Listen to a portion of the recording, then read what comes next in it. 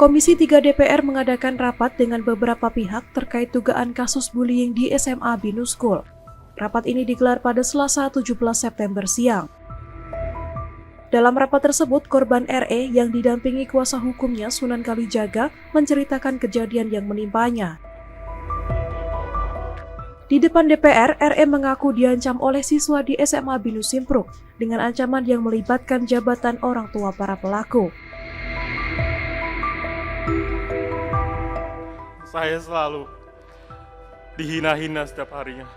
Lalu sampai mereka membanggakan dan mengancam saya. Mereka mengatakan kepada saya, "Lu jangan macam-macam sama kita.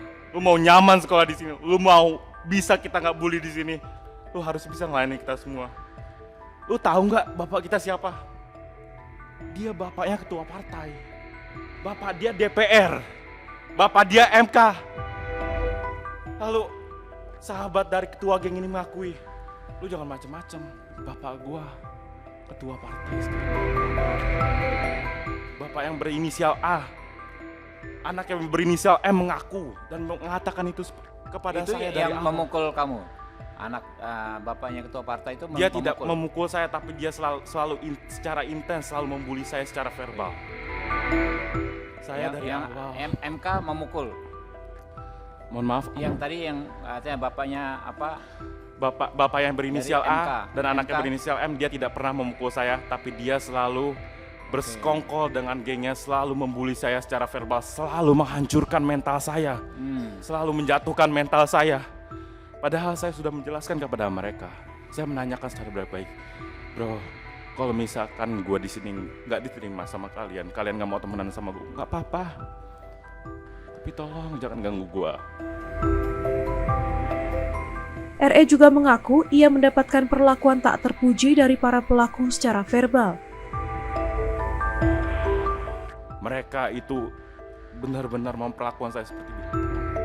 Saya ditertawai, malah saya dibilang banci. Saya setiap jalan, saya baru naik lift, baru di pagi hari, saya baru mau masuk kelas, saya langsung diketawain dan dibilang, "Lihat tuh banci datang. Lihat tuh orang kampung bau sampah datang." Lalu sampai saya berusaha untuk mengabaikan itu semua. Saya tidak mau papa sama mama saya bayar mahal sekolah. Saya pindah untuk tujuan dan niatnya untuk bisa berkuliah di luar negeri. Tujuan saya untuk membanggakan kedua orang tua saya. Tapi saya tidak mau untuk mengganggu orang lain. Sebelumnya, kuasa hukum SMA Binus Otto Hasibuan menyatakan bahwa insiden ini diduga terjadi pada 30 hingga 31 Januari 2024.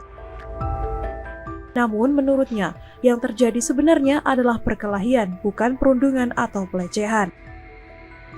Kasus perundungan ini pun dinyatakan polisi telah naik ke tahap penyidikan setelah proses mediasi antara pihak korban dan terduga pelaku tidak menemui titik terang. Informasi ini disampaikan oleh Pelaksana Harian Kasih Humas Polres Metro Jakarta Selatan, AKP Nurma Dewi, pada Selasa 17 September. Nurma menjelaskan berdasarkan hasil penyelidikan, ditemukan adanya dugaan tindak pidana dalam laporan tersebut. Kenaikan status kasus ini didukung oleh bukti video serta barang bukti lain yang sudah diperiksa oleh penyidik. Meskipun begitu, penyidik belum menetapkan tersangka dalam perkara ini. Sebelum itu, mereka akan memeriksa ulang pihak-pihak terkait sebelum membawa hasilnya ke gelar perkara. Penyidik juga telah meminta keterangan dari pihak dokter terkait hasil visum yang sudah dikeluarkan.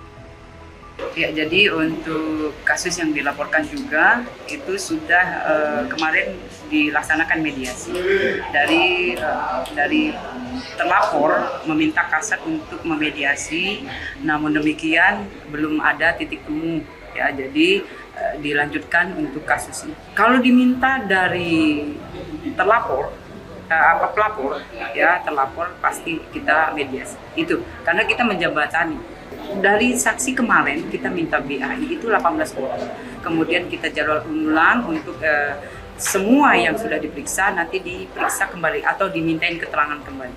Itu 18 orang yang jelas ya. Nanti kita masih mendalam yang jelas dari video, fakta-fakta yang ada, keterangan saksi itu memperkuat dan memperjelas kasus yang dilaporkan. Jadi kalau dari korbannya sendiri ada luka-luka gitu sih, Mbak? Itu visum sudah dilakukan, kemudian dari dokternya sudah kita mintain keterangan. Hasilnya belum keluar. Hasilnya udah keluar, makanya oleh karena itu dari dokternya sudah kita mintain keterangan. Untuk kasus yang dilaporkan kita tidak ada intervensi. Yang jelas kasus berlanjut, ya kan? Semua sudah kita periksa. Berarti untuk penyidik lanjut, ya kan? Tidak ada intervensi dari pihak manapun. Hingga saat ini, sudah ada 18 saksi yang diperiksa dalam penyidikan kasus ini.